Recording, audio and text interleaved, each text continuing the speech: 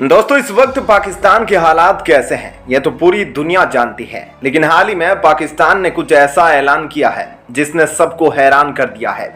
जी हां, पाकिस्तान की तरफ से यह कहा गया है कि पीओके के लिए अब परमाणु युद्ध किया जाएगा।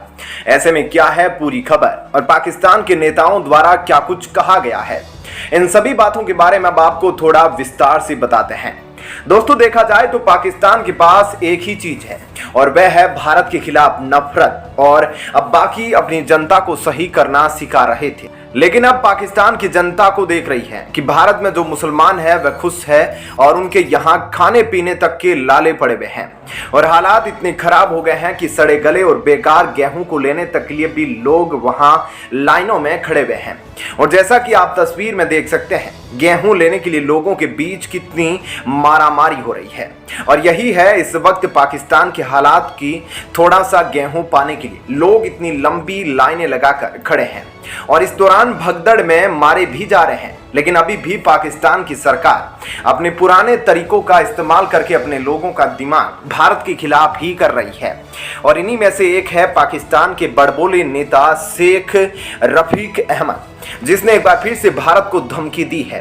परमाणु बम का खौफ दिखाकर अपनी जनता से जमकर तालियां बजवाई है। यह वही पाकिस्तानी नेता है जो कुछ समय पहले भ्रष्टाचार के मामले में जेल की हवा भी खा चुका है और अब जमानत पर बाहर है। शेख रशीद ने रैली में कहा कि मैं सब लोगों से कहना चाहता हूं कि समझो, आवाम जिंदा हो चुकी है, कौम मरने और मारने के लिए तैयार है।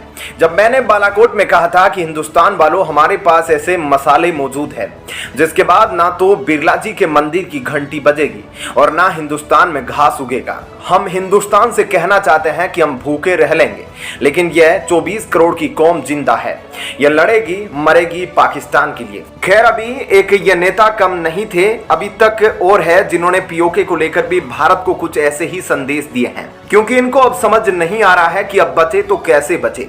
और यह चाहते हैं कि पाकिस्तान की जनता अब सरकार को कुछ ना कुछ कहे, बल्कि अपना सारा ध्यान भारत पर लगाए रखे। पाकिस्तान के अधिकारी पुतिन के एक बयान को लेकर भारत को धमकाने में लगे हैं। भारत में तैनात रहे कभी उच्चायोग अब्दुल बासिर रूस की आड़ में भारत को धमका रहे हैं। तो सिर्फ इतना ही नहीं, वे भारत को पाकिस्तान और चीन के साथ संबंध सुधारने तक की सलाह दे रहे हैं। आपको बता दें कि पुतिन ने कहा था कि बेलारूस के साथ हुई एक डील के बाद अब उसकी सीमा पर रूस परमाणु हथियारों की तैनाती करेगा। इसका मतलब यह है कि आने वाले समय में परमाणु युद्ध हो सकता है। अब ऐसे में इस पाकिस्तानी नेता से किसी ने इंटरव्यू में सवाल कर दिया कि क्या पाकिस्तान भी पीओके के लिए परमाणु बम का इस्तेमाल करेगा। अब इसमें बासित ने यह बोला कि भारत की तरफ से आजकल काफी साहसी बयान दिए जा रहे हैं और वह इन बयानों के जरिए अपनी हिम्मत दिखाने की कोशिश कर रहे हैं। इन बयानों में भारत अक्सर कहता है कि वह गिलगिट बाल्टिस्तान को अपने कब्जे में कर लेगा और पीओके को अपनी सीमा में मिला लेगा और साथ ही पाकिस्तान के सिंधु नदी का पानी रोक देगा। लेकिन भारत यह जान ले कि पाकिस्तान भी जवाब देने की क्षमता रखता है।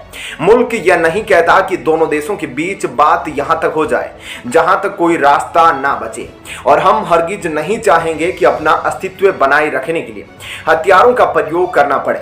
ऐसे में इनके कहने का साफ साफ मतलब यह था कि भारत अगर पीओके की तरफ बढ़ा तो पाकिस्तान परमाणु बम का उपयोग कर देगा। तो दोस्तों, ऐसे में इस खबर के बारे में आपकी क्या राय है, हमें कमेंट करके जरूर बताएं। और अब आपको बताते हैं ऐसी ही एक और बड़ी खबर। दोस्तों, अमेरिका पूरी तरीके से भारत की मदद करने को तैयार है। हमने हाल ही में कुछ ऐसी खबरें देखी जिससे समझ में आ गया कि अमेरिका भारत के साथ खड़े रहना चाहता है। जैसे कि एक खबर यह कि श्रीलंका भारत के लिए बहुत महत्वपूर्ण है, खासकर रणनीतिक रूप से, और भारत चाहता था कि श्रीलंका को डिफॉल्ट होने से बचाया जाए, यानी कि दिवालिया होने से बचाया जाए और आर्थिक तौर पर मदद दी जाए। साथ ही भारत अकेला काफी समय तक लाइन ऑफ क्रेडिट देता रहा और अभी तक भी काफी मदद कर रहा है श्रीलंका की। लेकिन अकेले भारत के बस की बात नहीं थी कि वे आईएमएफ से पैसे निकलवा ले और ये श्रीलंका को मदद के रूप में दे दे। ऐसे में कहा जा रहा है कि यहाँ पर अमेरिका और जापान की भी खास भूमिका नजर आई है। अमेरिका, जापान और भारत, इन तीनों देशों ने मिलकर श्रीलंका में आखिरकार बढ़त बना ली और श्रीलंका को बेल आउट पैकेज दे दिया जो चाइना चाहता नहीं था। ऐसे में श्रीलंका दिवालिया होने से बच गया, मतलब एकदम से तबाह होने से बच गया। जबकि चाइना चाहता था कि जितना श्रीलंका के पास पैसा कम होगा उतना ही ज्यादा वह श्रीलंका को हर चीज के लिए अपने हिसाब से घुमाएगा और अपने हिसाब से यहां पर अपनी सेना को तैनात करेगा। ऐसे में यहां एक साझेदारी देखने को मिली तो वहीं चाइना के खिलाफ जो एक न्यूज आई थी जिसमें यह कहा गया था कि रियल टाइम इंफॉर्मेशन अमेरिका ने दी भारत को। ऐसे में सारी चीजें बता रही है कि अब दोनों मिलकर कई क्षेत्र में आगे बढ़ना चाह रहे हैं, पर एक ऐसा क्षेत्र है जिसे लेकर उम्मीद नहीं की गई थी कि अमेरिका कुछ ऐसा कर सकता है। भारत में 2 प्रोग्राम इस वक्त चल रहे हैं, जिसमें से एक प्रोग्राम है एमका का, यानी कि एडवांस मीडियम कॉम्बैट एयरक्राफ्ट, और दूसरा है twin engine deck based fighter जिसे टेड बीएफ के नाम से जाना जाता है। इंडियन नेवी के लिए ये दोनों प्रोग्राम चल रहे हैं और यहाँ पर अब भारत के लिए सबसे बड़ी कमजोरी इंजन की हो रही है, क्योंकि भारत का अपना इंजन अभी तक बन नहीं पाया है और अपना इंजन बनाने के चक्कर में अगर अटके रहे तो इसमें बहुत लंबा समय लगेगा, यह भी तय माना जा रहा है। वैसे आपको बता दें कि पेंटागन अब उतरा है भारत की मदद करने के लिए। अमेरिकन एरोस्पेस इंजन बनाने वाली कंपनी जनरल इलेक्ट्रिक ने परमिशन मांगी है पेंटागन से कि भारत के साथ मिलकर वो फाइटर जेट के इंजन बनाना चाह रहा है और टेक्नोलॉजी भी ट्रांसफर करना चाह रहा है। 110 किलो न्यूटन मीटर का यह इंजन बनेगा, जो माना जा रहा है कि अभी जो इंजन इस्तेमाल होते हैं F414 उसके बराबर का हुआ। अब GE ऐसी उम्मीद कर रहा है कि 500 इंजन तो अकेले भारत में बनेंगे, तो वहीं 1000 इंजन अलग अलग प्रोग्राम के लिए बनेंगे भारत के अंदर।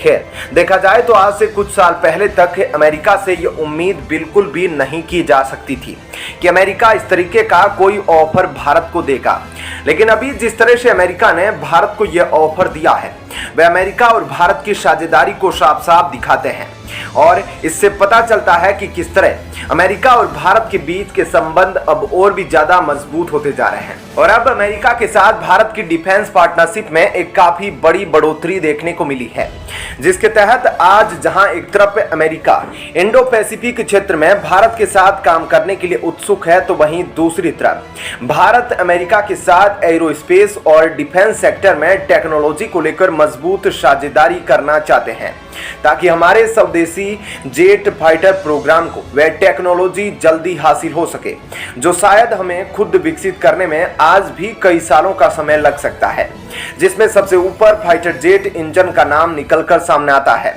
जिसके तहत इस बात पर कोई सवाल नहीं उठ सकता कि दुनिया में सबसे एडवांस और उन्नत जेट इंजन टेक्नोलॉजी अमेरिका के पास ही मौजूद है।